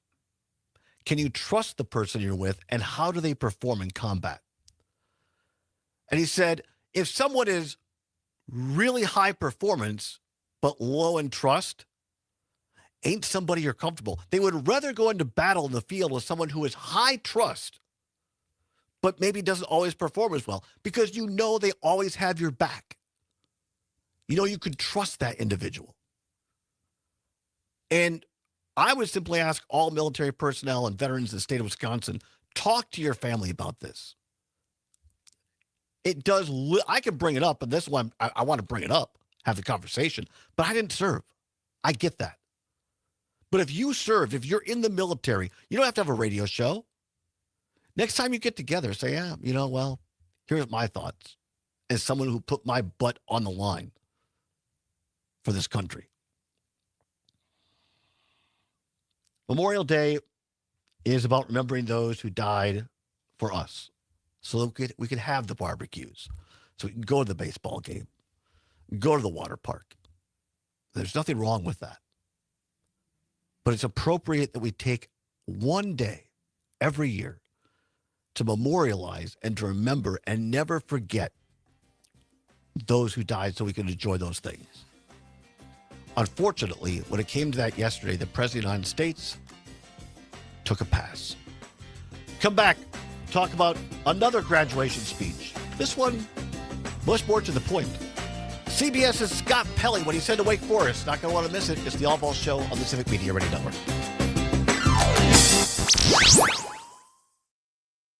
Local news, weather, and sports on air and streaming on the Civic Media app. This is the Civic Media Radio Network. Cool off this summer at Frosty's, West Madison small batch ice cream shop. Enjoy rich, handcrafted flavors and soak up the sun on the outdoor patio. And if you mention you heard this on the radio, get 5% off. Frosty's, 702 South Gammon Road. Buying a home is kind of like eating pistachios. Some are easy to open, some take a little work, and every once in a while, you get a tough one that makes you question your life choices. That's where we come in. At Aaron Weber Group, we crack open the market and find you the perfect home. Whether you're looking for a cozy starter home or a mansion with a snack pantry big enough for a lifetime supply of pistachios, we've got you covered. Call Aaron Weber Group at Powered by Compass today. We'll help you find a home that's nothing but perfect. Herbal Aspect has landed. That's right, Madison's go-to cannabis destination now has a brand new location in Sun Prairie. Wait, 4 locations? That's a high level of convenience. With 3 Madison locations and now Sun Prairie, a great cannabis experience is always close by. Our expert staff is here to help, whether you walk in, call, or order online. Mention Radio 420 and get a special discount. So stop by Herbal Aspect in Sun Prairie, because great cannabis isn't just a pipe dream. Nice. I'm rolling over now. Herbal Aspect. Spring is here. Make your lawn the envy of the neighborhood with EB3 Landscaping. With 15 years of top quality service, they treat your property like their own. 608-209-2185 for expert care and a vibrant tomorrow. Tony getting the shots in. I'm Dan Schaefer. Says my shirts from 30 years ago don't fit. But then again, I was 8. Why, you ask? Well, it's because we are not actively in the middle of a campaign cycle. Tony. It's been more than 6 weeks Tony now was since any of 8 us have 30 seen a years ago. campaign ad. It's been pretty nice, hasn't it? The moment we're in is as close as we're going to get to a political I was off-season 25 here 30 in years ago. Wisconsin.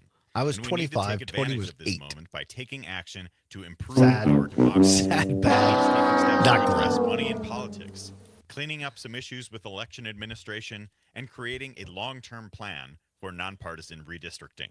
In some cases, we can't make these kinds of changes in the middle of a campaign, so we need to be thinking about what we can do now. There's a lot both parties can agree on here, too. So let's make some moves this offseason, Wisconsin. Seize this moment to make a better, stronger, more inclusive democracy. Find all of Dan's work at the Recombobulation area and on our website at civicmedia.us. All across Wisconsin, destination marketing organizations are working to ensure that tourism in our state and your local community is stronger than ever. Gracias. They work to drive visitation and enhance the visitor experience.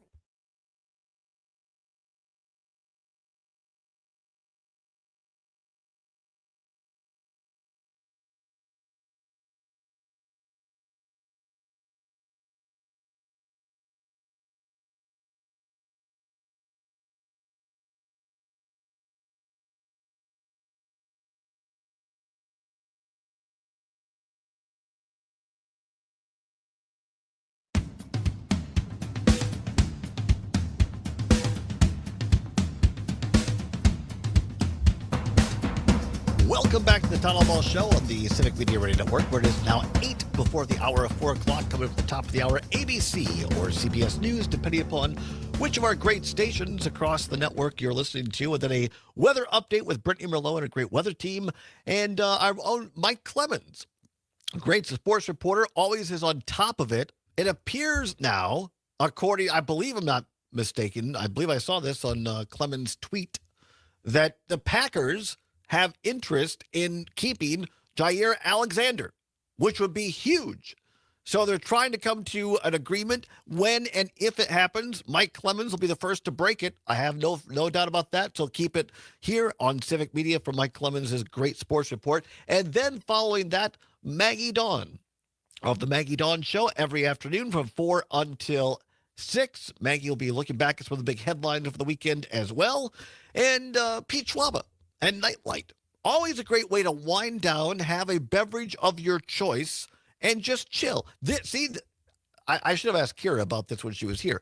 I would say a healthy way to cope with the chaos of the day is Nightlight with Pete Schwaba.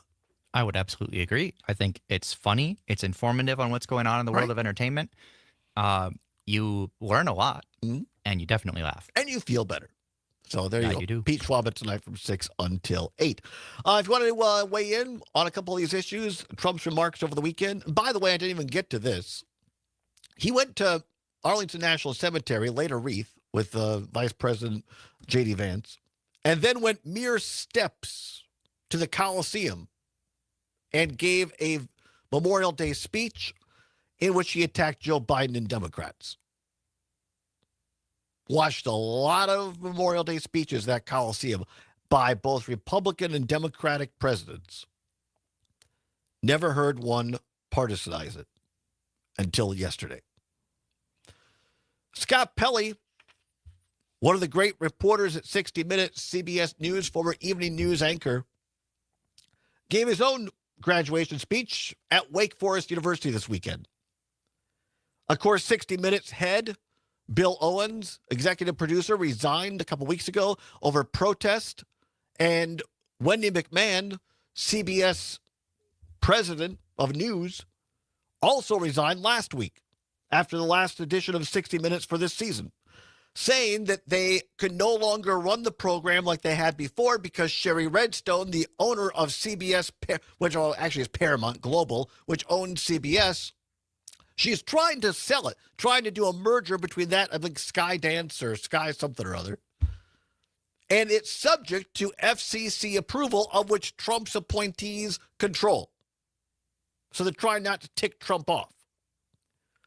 By the way, everything we just covered, I talked about it this morning with Jane McNair as well, on what Trump said over Memorial Day weekend. None of that made CBS Morning News in the 2 hours they were on the air. Just a little bit of a coincidence. Scott Pelley, not holding back. Here's what he said, and he never mentions Trump, by the way. Here's what he's doing to speak out at the Wake Forest graduation this weekend. But in this moment, this morning, our sacred rule of law is under attack. Journalism is under attack. Universities are under attack. Freedom of speech is under attack. And insidious fear is reaching through our schools, our businesses, our homes, and into our private thoughts. The fear to speak in America. Power can rewrite history with grotesque, false narratives. They can make criminals heroes and heroes criminals. Power can change the definition of the words we use to describe reality. Diversity is now described as illegal. Equity is to be shunned. Inclusion is a dirty word.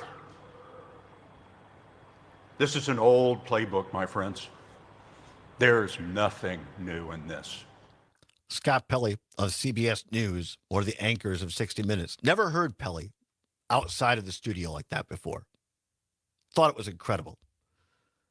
The most chilling line I thought from that clip was Pelley saying, it's insidious fear creeping into our minds to speak out.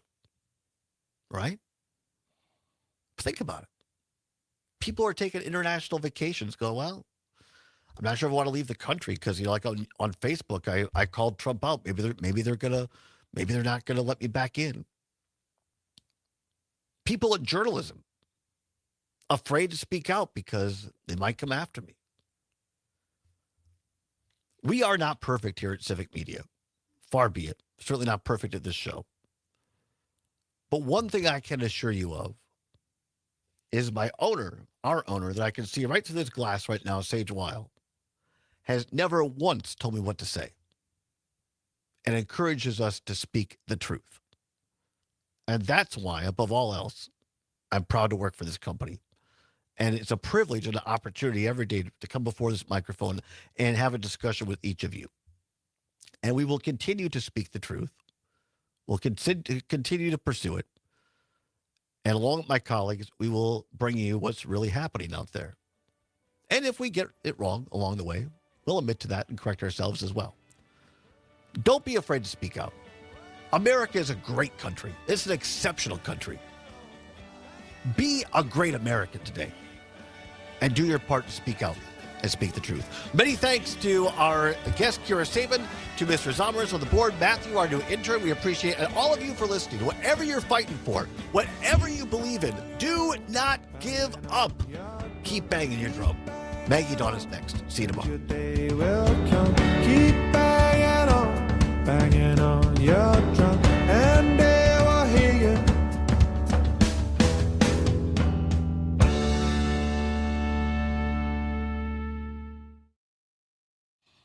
Thank you, everybody. We appreciate you all very much. Have a nice day. We'll see you tomorrow. Bye-bye. Adios.